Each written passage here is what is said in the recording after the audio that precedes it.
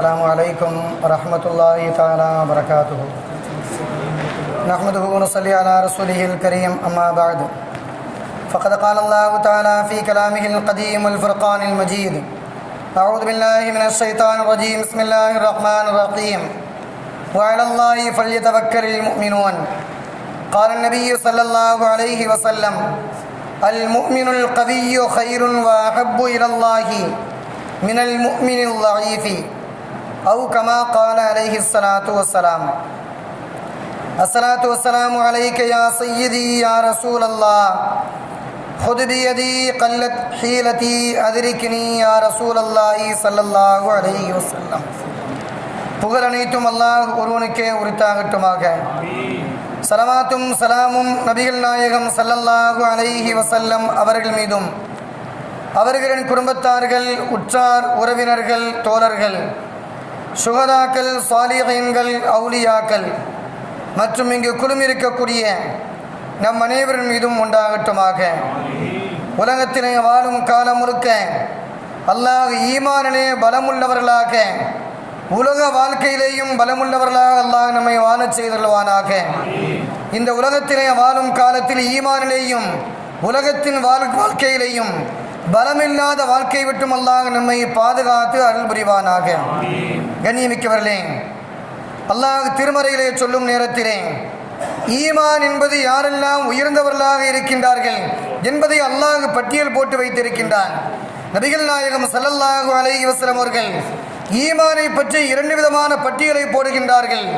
முதல் பட்டியல் ஈமானிலே பலம் உள்ளவர்கள், இரண்டாவது பட்டியல் ஈமானிலே பலம் இல்லாதவர்கள் என்பதை நபிகள் நாயகம் ஸல்லல்லாஹு அலைஹி வஸல்லம் அவர்கள் சொல்லிவிட்டு அந்த ஹதீஸிலே சொல்கின்றார்கள்: அல் மூமினுல் கவியு, யார் உலகத்திலே ஈமானிலே பலம் உள்ளவர்களாக இருக்கின்றார்களோ அவர்கள் ஹைருன், சிறந்தவர்கள், வஅஹப்பு, மிக பிரியமானவர்கள், இலல்லாஹ், அல்லாஹ்விடத்திலே மிக பிரியமானவர்கள், மிகச் சிறந்தவர்கள், மினல் லஈஃபில், பலகீனமான மூமினை விட இவர்கள் சிறந்தவர்கள் என்பதை பெருமானார் ஸல்லல்லாஹு அலைஹி வஸல்லம் அவர்கள் சொல்லித்தரக்கூடிய செய்திகளை பார்க்கின்றோம். கண்ணியமிக்கவர்களே, எனவே உலகத்தினுடைய தராதரத்திலே எப்படி உயர்ந்தவர்கள் தாழ்ந்தவர்கள் என்பதாக படித்தரங்களை நாம் பிரித்து வைத்திருக்கின்றோமோ, இதே போன்று ஈமானிலேயும் நபிகள் நாயகம் ஸல்லல்லாஹு அலைஹி வஸல்லம் அவர்கள் இரண்டு விதமான படித்தரங்களை பிரித்து தருகின்றார்கள். அதில் ஈமானிலே உயர்ந்தவர்கள் தான் உலகத்தின் வாழ்க்கையிலேயும் ஜெயம் பெறுகின்றார்கள், மறுமையின் வாழ்க்கையிலேயும் அல்லாஹ்வின் நெருக்கத்தையும் பெருமானார் ஸல்லல்லாஹு அலைஹி வஸல்லம் ஷஃபாஅத்தையும் பெறக்கூடிய உயர்ந்த மனிதர்களாக மாறுகின்றார்கள் என்பதை பார்க்கின்றோம். கண்ணியமிக்கவர்களே, யாக்கூப் அலைஹிஸ்ஸலாம் மிகப்பெரிய நபி, மிகப்பெரிய அரசரும் கூட. அவர்களுடைய சமூகத்திற்கு தபால் வருகின்றது. மிஸ்ர் நாட்டை சேர்ந்திருக்கக்கூடிய அந்த அரசர் ஒரு கடிதத்தை எழுதுகின்றார். அந்த கடிதம் வருகின்றது. அந்த கடிதத்தை பிரித்து பார்க்கக்கூடிய யாக்கூப் அலைஹிஸ்ஸலாம் அதிர்ச்சி அடைகின்றார்கள். அந்த கடிதத்திலே எழுதப்பட்ட செய்தி என்னவென்றால், உங்களுடைய மகன் புன்யாமீன் என்று சொல்லக்கூடிய அந்த மகன், கடைசி மகன், அவர் திருடிவிட்டார். திருட்டு குற்றத்திற்காக வேண்டி அவர் தண்டிக்கப்படவிருக்கின்றார். எங்களுடைய அரசவையிலே அவரை நாங்கள் தற்காத்து வைத்திருக்கின்றோம் என்பதாக இந்த தபாலை பார்க்கின்றார்கள். இந்த கடிதத்தை பார்த்த யாக்கூப் அலைஹிஸ்ஸலாம் அப்படி முகமெல்லாம் மாறி போய்விடுகின்றது. கடிதத்தை கொண்டு வந்த அந்த தூதுவரிடத்திலே சொல்கின்றார்கள்: சற்று அமைதியாக கொஞ்ச நேரம் அமருங்கள், இதற்கான திருப்பி தரக்கூடிய கடிதத்தை நான் தருகின்றேன். அந்த கடிதத்தையும் பெற்றுக்கொண்டு உங்களுடைய மன்னருடைய சமூகத்திலே இந்த கடிதத்தை கொடுங்கள் என்பதாக சொல்லி அனுப்புகின்றார்கள். அந்த வந்த தூதுவர் சற்று அமைதியாக அமருகின்றார். யாக்கூப் அலைஹிஸ்ஸலாம் நீண்ட ஒரு கடிதத்தை எழுதுகின்றார்கள், பதிலாக எழுதுகின்றார்கள். அப்படி எழுதும் நேரத்திலே அவர்கள் சொல்லக்கூடிய வார்த்தை என்னவென்றால், அந்த கடிதத்திலே எழுதக்கூடிய வாசகம் என்னவென்றால், எங்களுடைய பாரம்பரியம் என்பது மிக தூய்மையான, பரிசுத்தமான, நல்ல பாரம்பரியமே தவிர தீமைகளை செய்யக்கூடிய பாரம்பரியம் கிடையாது. எங்களுடைய பாட்டனார் இப்ராஹிம் அலைஹிஸ்ஸலாம் அவர்கள் மிகப்பெரிய நபி. அவர்களை நம்ரூத் என்று சொல்லக்கூடிய அந்த கொடியவன் அவர்கள் நெருப்பு குண்டத்திலே ஈமானை சொன்னதற்காக அவர்களை தண்டித்தான். அந்த நெருப்பு குண்டத்திலே அவர்களை தூக்கி எறிந்தான். நெருப்பு குண்டத்தின் மூலமாக எங்களுடைய பாட்டனாரை அவன் நோவினை செய்தான். அந்த நெருப்பு குண்டத்தின் மூலமாக எங்களுடைய பாட்டனார் இப்ராஹிம் அலைஹிஸ்ஸலாம் அவர்களுக்கு சோதனை வந்தது. அதே போன்றுதான் அதற்கு அடுத்து வந்த எங்களுடைய பாட்டனார் இஸ்மாயில் அலைஹிஸ்ஸலாம் அவர்களுக்கும் சோதனை வந்தது. அல்லாஹ் தஆலா அவர்களை அறுத்து பலியிடுமாறு ஷைத்தானுடைய சூழ்ச்சியின் காரணத்தினால் அல்லாஹ் சோதனையை ஏற்படுத்தினான். இந்த சோதனை எங்களுடைய பாரம்பரியத்திற்கு வந்த ஒன்றாக நான் கருதுகின்றேன். அதற்கு அடுத்தபடியாக என்னுடைய மகனார் யூசுப் அலைஹிஸ்ஸலாம் அவர்களை நான் மிக செல்லமாக பாசமாக வளர்த்து வந்தேன். அவருக்கு அவருடைய சகோதரர்கள் மூலமாக பலவிதமான சூழ்ச்சிகளை சோதனைகளை அல்லாஹ் வழங்கினான். இப்போதும் புன்யாமீன் என்று சொல்லக்கூடிய என்னுடைய மகன் எந்த தவறையும் செய்யவில்லை, செய்திருக்க மாட்டார். அந்த திருட்டு குற்றத்திற்காக வேண்டி குற்றம் சுமத்தப்பட்டிருக்கின்றார் என்பதை இந்த நேரத்திலே இந்த கடிதத்தின் மூலமாக திருப்பி எழுதக்கூடிய கடிதமாக இந்த கடிதத்தை அரசருடைய சமூகத்திற்கு நான் எழுதி தருகின்றேன் என்பதாக யாக்கூப் அலைஹிஸ்ஸலாம் இந்த தபாலை எழுதுகின்றார்கள். இந்த கடிதத்தை அந்த தூதுவர் மிஸ்ர் நாட்டினுடைய மன்னராக இருக்கக்கூடிய யாக்கூப் அலைஹிஸ்ஸலாமுடைய மகன் யூசுப் அலைஹிஸ்ஸலாம் அவர்கள்தான் அப்போதைய மன்னராக இருக்கின்றார்கள். தன்னுடைய தந்தைக்கு குடும்பத்தினுடைய பாரம்பரியத்தை குறை சொல்வது நோக்கம் கிடையாது. மாறாக யாக்கூப் அலைஹிஸ்ஸலாம் எந்த மனோநிலையில் இருக்கின்றார்கள் என்பதை தெரிந்து கொள்வதற்காக இந்த தபாலை எழுதுகின்றார்கள். யூசுப் அலைஹிஸ்ஸலாம் எழுதிய தபால் என்பதாக தந்தைக்கு தெரியாது. ஆனால் பாரம்பரியத்தை சொல்லி காண்பித்து எங்களுடைய பாரம்பரியம் நல்ல பாரம்பரியம், தீமைகளை செய்யக்கூடிய பாரம்பரியம் கிடையாது, சிறந்த குடும்பம் என்பதாக தபாலை திருப்பி எழுதுகின்றார்கள். இதை படித்து பார்த்த அந்த மன்னர் யூசுப் அலைஹிஸ்ஸலாம் திரும்பி அந்த கடிதத்திற்கு பதிலாக தபாலை எழுதுகின்றார்கள். யாக்கூப் அலைஹிஸ்ஸலாம் இடத்திலே அந்த தபாலை கொடுக்குமாறு பணிக்கின்றார்கள். அந்த தூதுவர் அந்த தபாலை திருப்பி கொண்டு வருகின்றார். அந்த கடிதத்திலே எழுதப்பட்ட வாசகம் என்னவென்றால், உங்களுடைய பாட்டனார் அல்லாஹ்வின் மீது அசைக்க முடியாத நம்பிக்கை வைத்ததன் காரணத்தினால் நெருப்பு குண்டத்திலே தூக்கி எறியப்பட்டார்கள். அல்லாஹ் தஆலா பாதுகாப்பை தந்தான். யூசுப் அலைஹிஸ்ஸலாம் அவர்களும் அல்லாஹ்வின் மீது அசைக்க முடியாத நம்பிக்கை வைத்திருந்தார்கள். அவர்களையும் அல்லாஹ் பாதுகாத்தான். யூசுப் அலைஹிஸ்ஸலாம் சகோதரர் மூலமாக துன்புறுத்தப்பட்டார்கள், சோதனை கொடுக்கப்பட்டார்கள். ஆனால் அல்லாஹ் தஆலாவுடைய அசைக்க முடியாத நம்பிக்கையின் காரணத்தினால் அவர்களையும் அல்லாஹ் பாதுகாத்தான். எனவே நீங்களும் அல்லாஹ் மீது அசைக்க முடியாத நம்பிக்கையை வைத்திருங்கள். உங்களுடைய மகனார் புன்யாமீன் அவர்கள் அல்லாஹ்வின் உதவி கொண்டு உங்களுக்கு திரும்ப கிடைப்பார்கள். தவறில்லாத குழந்தையாக உங்களிடத்திலே திருப்பி வருவார்கள் என்பதை யூசுப் அலைஹிஸ்ஸலாம் மிஸ்ர் நாட்டினுடைய மன்னராக பொறுப்பேற்றிருக்கக்கூடிய யாக்கூப் அலைஹிஸ்ஸலாமுடைய மகனார் இந்த தபாலை எழுதுகின்றார்கள். இந்த தபாலை படித்து பார்த்த யாக்கூப் அலைஹிஸ்ஸலாம் மகிழ்ச்சி அடைகின்றார்கள். நிச்சயமாக அல்லாஹ்வின் மீதுதான் நான் நம்பிக்கை வைத்திருக்கின்றேன். அந்த ரப்பு என்னை கைவிட மாட்டான். யூசுப் அலைஹிஸ்ஸலாம் அவர்களை சகோதரர்கள் சோதித்த அதே நேரத்தினுடைய சமயத்தில் தான் புன்யாமீன் அவர்களும் சோதனை செய்யப்படுகின்றார்கள். அதற்கு பின்புதான் மன்னருடைய அரசவைக்கு செல்லும் நேரத்திலே தன்னுடைய சகோதரரை பார்ப்பதற்காக யூசுப் அலைஹிஸ்ஸலாம் சில சூழ்ச்சிகளை செய்து சகோதரருக்கு மத்தியிலே இருந்து இவர்களை பிரிப்பதற்காக அந்த செயல்களை செய்தார்கள். சகோதரரை தன்னோடு தக்க வைத்துக் கொண்டார்கள். இதற்கு பின்புதான் யாக்கூப் அலைஹிஸ்ஸலாம் அவர்களுக்கு யூசுப் அலைஹிஸ்ஸலாம் தன்னுடைய ஆடையை கொடுத்து அனுப்புகின்றார்கள். அந்த ஆடையை பெற்ற யாக்கூப் அலைஹிஸ்ஸலாம் கண்ணிலே ஒத்துக்கொள்கின்றார்கள். கண் பார்வை மீண்டும் கிடைத்தது. பிரிந்து சென்ற தன்னுடைய 2 புதல்வர்களும் மிக ஆரோக்கியமாக உயர்ந்த பதவியில் இருப்பதாக யாக்கூப் அலைஹிஸ்ஸலாமுக்கு செய்திகள் கிடைத்து மிக்க மகிழ்ச்சி அடைகின்றார்கள். எனவே வாழும் வாழ்க்கையிலே அல்லாஹ் மீது வைக்கக்கூடிய அந்த தவக்குல் இருக்கின்றதே, அந்த நம்பிக்கை இருக்கின்றதே, அசைக்க முடியாத ஒன்றாக இருக்கும் காலம் வரை நம்மை எத்தனை சூழ்ச்சியாளர்கள் சூழ்ச்சி செய்தாலும் சரி அல்லாஹ் தஆலா அந்த சூழ்ச்சிகளை ஒன்றுமில்லாமல் ஆக்கி விடுவான் என்பது மட்டுமல்ல, சூழ்ச்சிக்கு பகரமாக நம்முடைய பதவிகளை அல்லாஹ் உயரச் செய்வான். இருக்கும் பதவிகளை உரிமைகளை அல்லாஹ் தக்க வைப்பதற்கான சூழ்நிலைகளை அல்லாஹ் ஏற்படுத்துவான். இன்னும் பலமான நற்காரியங்களை செய்வதற்கான நல்ல வழிகளை அல்லாஹ் மென்மேலும் காண்பிப்பான் என்பதை இந்த தவக்குர் என்ற அந்த நம்பிக்கை மூலமாக அல்லாஹ் சொல்லித் தரக்கூடிய அரிய படிப்பினை வரலாறாக யாக்கூப் அலைஹிஸ்ஸலாமுடைய வரலாறை பார்க்கின்றோம். கண்ணியமிக்கவர்களே, உலகத்திலே வாழ்ந்த கொடியவர்களிலே ஒரு கொடியவன் இருந்தான். அகமது இப்னு தூலூன் என்று சொல்லக்கூடிய அந்த பெயரை தாங்கிய அவன் கிட்டத்தட்ட 15,000 நபர்களை மிக கொடுமையான முறையிலே அவன் கொலை செய்திருக்கின்றான். சாதாரணமாக கொலை செய்வது கிடையாது. அவர்களை பட்டினியாக தன்னந்தனியான அறையிலே குடிபானத்தையும் கொடுக்காமல் அந்த மக்களை சோதனை செய்வான். அந்த கொடுமையான சோதனைகளிலேயே அந்த மக்கள் மாண்டு விடுவார்கள், இறந்து விடுவார்கள்.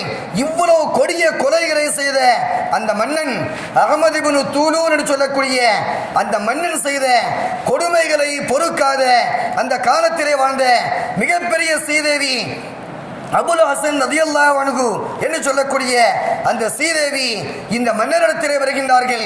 பெருமானார் ஸல்லல்லாஹு அலைஹி வஸல்லம் சொன்ன அந்த செய்தியை, அந்த ஹதீஸை தன்னுடைய படிப்பினையாக ஏற்றி உலகத்திலே ஒரு மனிதன் செய்யக்கூடிய ஜிஹாதுகளிலே உயர்ந்த ஜிஹாது தெரியுமா? மிகப்பெரிய தியாகம் எது தெரியுமா?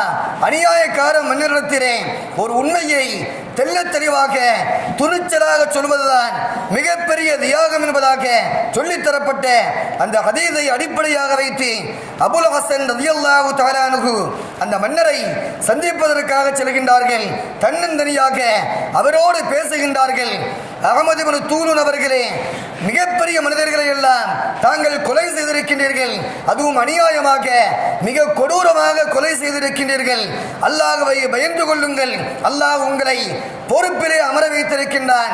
இப்படி அநியாயமாக பொதுமக்களை ஒன்றுமே உணவிற்கு வழி இல்லாமல், குடிபானத்திற்கு வழி இல்லாமல் அநியாயமாக கொலை செய்திருக்கின்றீர்களே, அல்லாஹ் உங்களையும் தண்டிப்பான் என்பதாக கவனத்திலே வைத்துக் கொள்ளுங்கள் என்பதாக அந்த மன்னரிடத்திலே துணிச்சலோடு அபுல் ஹசன் ரலியல்லாஹு அன்ஹு பேசுகின்றார்கள். இந்த பேச்சு அந்த கொடுமையான மன்னருக்கு மிக அதிகமான கோபத்தை உண்டாக்குகின்றது. நம்மிடத்திலே எதிர்த்து பேசுவதற்கு யாருமே பயப்படுவார்கள்.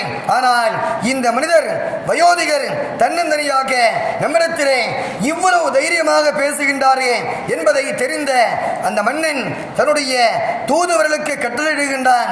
இந்த மனிதனை ஒரு மிகப்பெரிய கூண்டை செய்யுங்கள், அந்த கூண்டுக்குள்ளாக ஒரு சிங்கத்தை விட்டுவிடுங்கள். அந்த சிங்கம் மிக பலமுள்ளதாக, சீறி பாயக்கூடியதாக, இந்த மனிதனை கடித்து குதறக்கூடியதாக அமைந்திருக்க வேண்டும். அவ்வளவு பெரிய வேதனையை இவனுக்கு கொடுங்கள். அந்த சிங்கத்தை உள்ளே விட்டதற்கு பின்பாக இந்த கிழவனை அந்த கூண்டுக்குள்ளாக உள்ளே அனுப்பிவிடுங்கள். இவனை கடித்து குதறட்டும், இவனையும் அந்த சிங்கம் சாகடிக்கட்டும் என்பதாக இந்த மன்னன் அகமது இப்னு தூலூன் செல்லக்கூடிய அந்த மன்னன் மிகப்பெரிய சூழலிருக்கின்றான். கோபத்திலே அப்படியே கொக்கரிக்கின்றான். இந்த வார்த்தையை கேட்ட அந்த குறிப்பிட்ட தூதவர்கள் இவரை வேதனை செய்வதற்காக அந்த கூண்டை தயார் செய்கின்றார்கள். சிங்கத்தை உள்ளே விட்டு விடுகின்றார்கள். இந்த மனிதரை, இந்த இறைநேசரை, அல்லாஹ்விற்கு பயந்து வாழக்கூடிய, தக்வாவோடு வாழக்கூடிய இந்த மனிதரை அந்த கூண்டுக்குள்ளாக அனுப்புகின்றார்கள். எந்த தயக்கமும் இல்லாமல், பயமும் இல்லாமல் தைரியமாக நின்ற இடத்திலேயே நிற்கின்றார்கள். அந்த சிங்கம் சீறி பாய்ந்து நேராக வருகின்றது. ஆனால் அபுல் ஹசன் ரலியல்லாஹு தஆலா அன்ஹு அந்த இடத்திலேயே தன்னந்தனியாக எந்த பதட்டமும் இல்லாமல், ஆர்ப்பாட்டம் இல்லாமல் அப்படியே நின்ற நிலைமையிலேயே நின்று கொண்டிருக்கின்றார்கள். இந்த காட்சிகளை பார்த்த மன்னன் சீறி பாய்ந்து வரக்கூடிய இந்த சிங்கம் இவரை கடித்து குதறிவிடும் என்பதாக நம்பிக்கொண்டு மாடத்தினுடைய உச்சிகளை அமர்ந்து கொண்டு இவர்களை கண்காணித்துக் கொண்டிருக்கின்றான். வந்த சிங்கம் வேகமாக பாய்ந்து வந்தது. அபுல் ஹசன் ரலியல்லாஹு முன்பாக, காலுக்கு முன்பாக மண்டியிட்டு ஏதோ தெரிந்த உருவத்திலே பழகுவதை போன்று பணிவோடு அமர்ந்து முன்னால் அமர்ந்து விடுகின்றது. இந்த காட்சிகளை பார்த்த மன்னன் யோசிக்கின்றான், இந்த சிங்கம் இவ்வளவு கோரையாக இருக்குமா என்பதாக எண்ணி அவன் கீழே இறங்கி வருகின்றான். இந்த மனிதரை பார்த்து கேட்கின்றான்.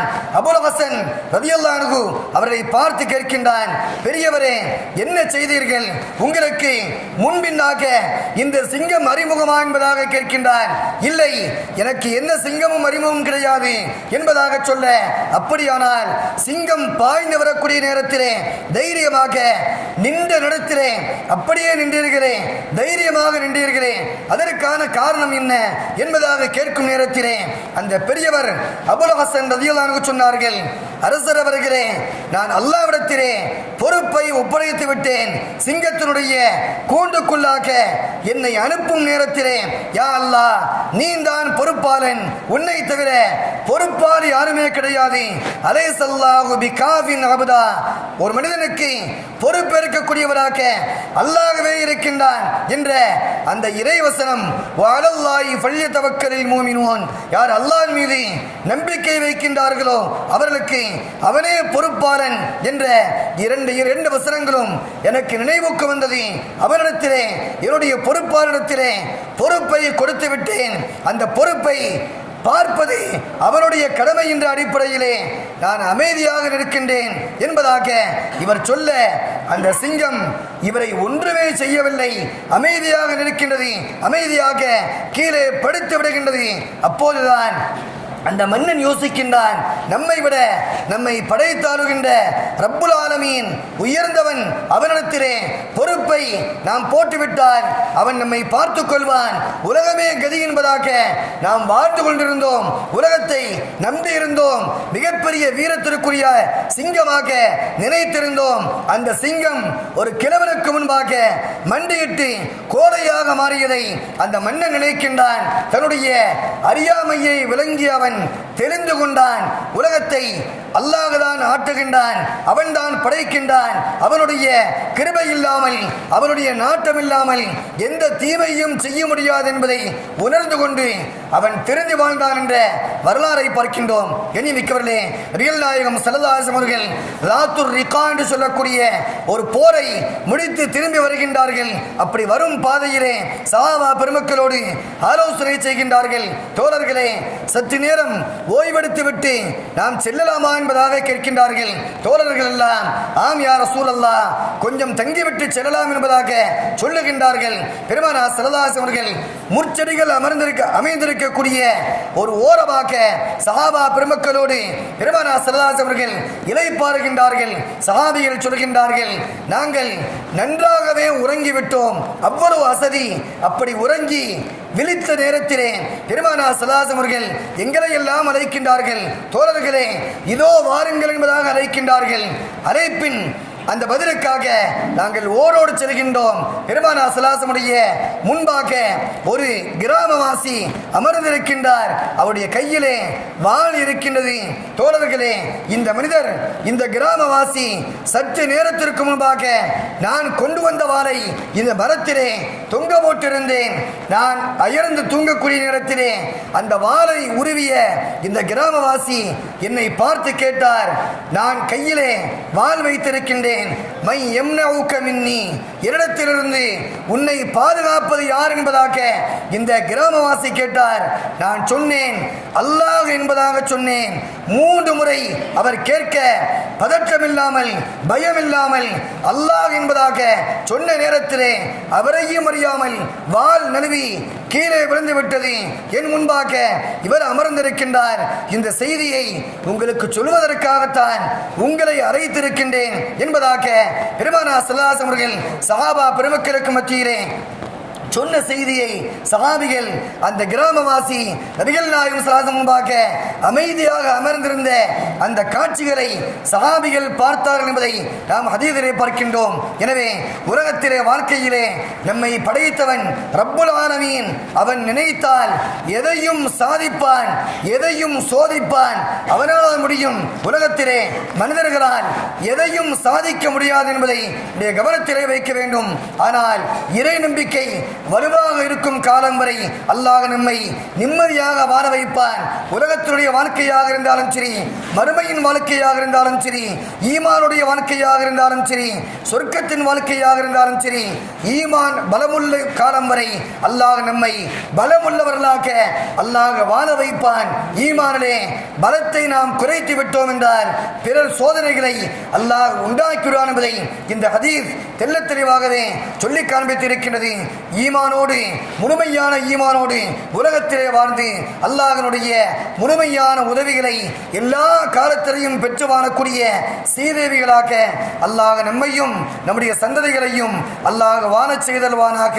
அதனுடைய பரக்கத்தினால் உலகத்தை பிரிவதற்கு முன்பாகவே கஅபாவை தவாப் செய்யக்கூடிய, உம்ரா செய்யக்கூடிய, ஹஜ் செய்யக்கூடிய நற்பாக்கியம் பெற்ற உயர்ந்த கூட்டத்திலே அல்லாஹ் நம்மையும் நம்முடைய சந்ததிகளையும் அல்லாஹ் ஆக்கி அருள் புரிவானாக.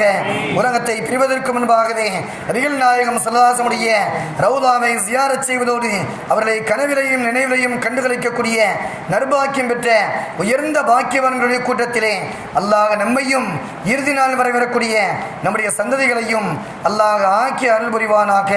உலகத்தின் நிம்மதியையும் மறுமையின் நிம்மதியையும் எல்லா காலத்திலையும் நிறைவாக அல்லாஹ் தந்தல் புரிவானாக. ஈருலகத்தினுடைய எல்லா சோதனைகளை விட்டும் எல்லா காலத்திலையும் அல்லாஹ் பாதுகாத்து அருள் புரிவானாக. வாஹிர் தஅவானா அல்ஹம்துலில்லாஹி ரப்பில் ஆலமீன். அஸ்ஸலாமு அலைக்கும் வரஹ்மத்துல்லாஹி.